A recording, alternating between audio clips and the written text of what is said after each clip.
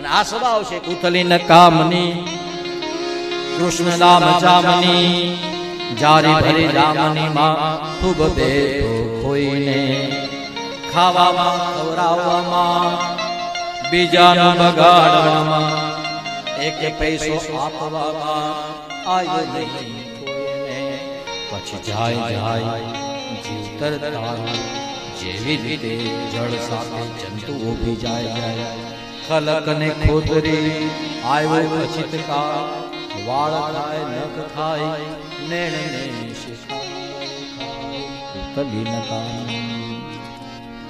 અધાર્મિક વૃત્તિ લાગી ગઈ છે, માણસ ધર્મ છૂટી ગયો છે, ધર્મ ચૂકી ગયો છે, એની ઓળખ કેવી રીતના થાય? આપણે ભગવાનને છેટું થઈ ગયું છે એ ખબર ક્યારે પડે? કીધું કથા કરતા કુથલીમાં વધારે મજા આવે એટલે સમજવાનું કે આપણે જુદું થઈ ગયું છે ભગવાન સાથે.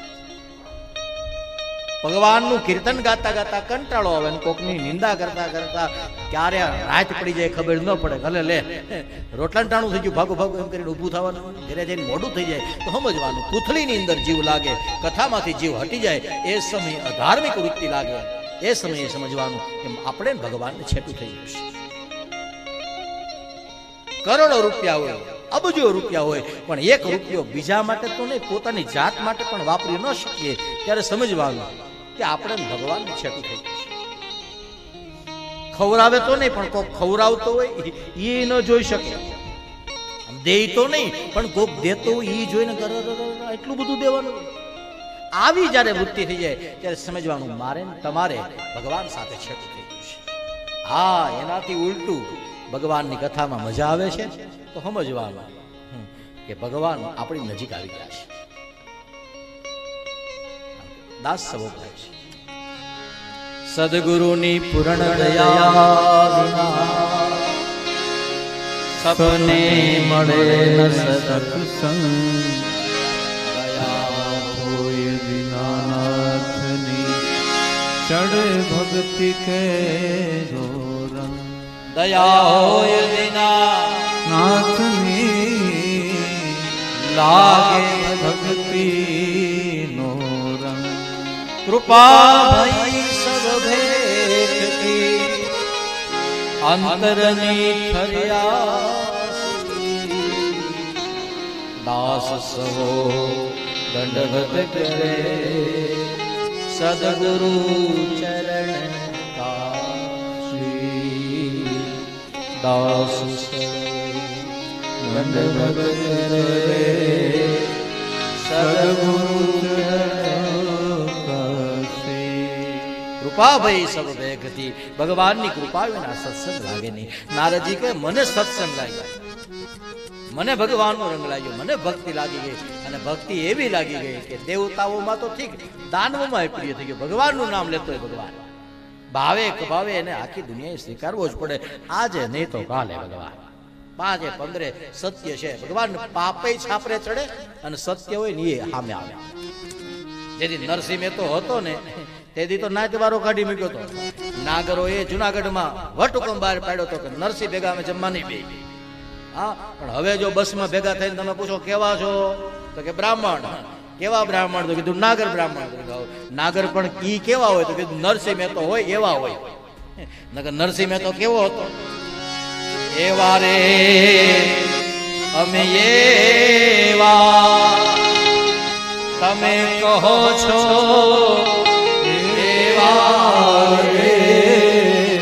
સેવા કરતા ભ્રષ્ટ થશું કરશું દામોદરની સેવા રે.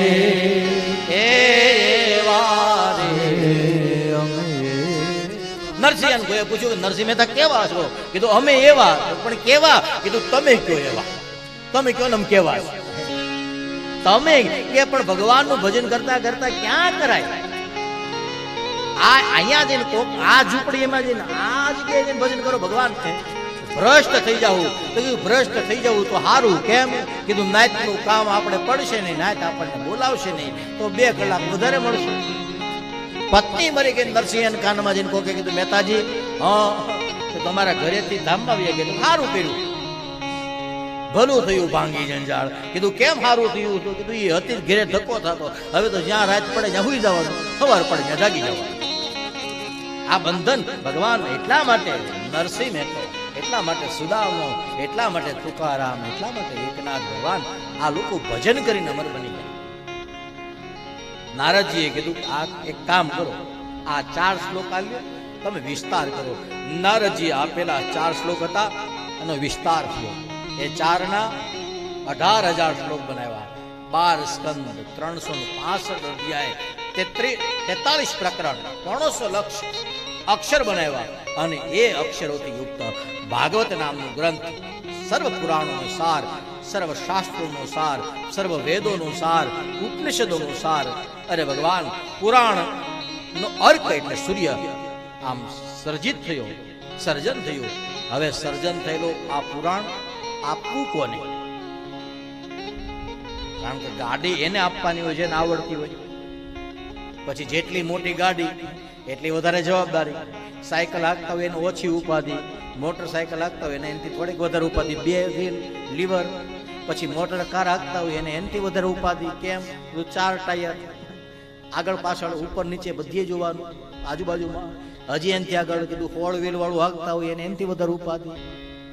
જેટલી લાંબી ગાડી, ટ્રેન હાંકતા હોય એને એનાથી વધારે ઉપાધિ, પ્લેન હાંકતા હોય એને એનાથી વધારે ઉપાધિ. જેટલી વધારે વાહનની મર્યાદા, વાહનની સગવડતા વધારે, એટલી હાંકવા વાળાની જવાબદારી વધારે. અહીંયા આવો ગ્રંથ, આવું પુરાણ કઈ જેમ તેમ ગમે ત્યાં તો આપી ન દેવાય. હવે આપવું કોને? પાત્ર જોઈએ, પાત્ર વિના પીરસાય નહીં.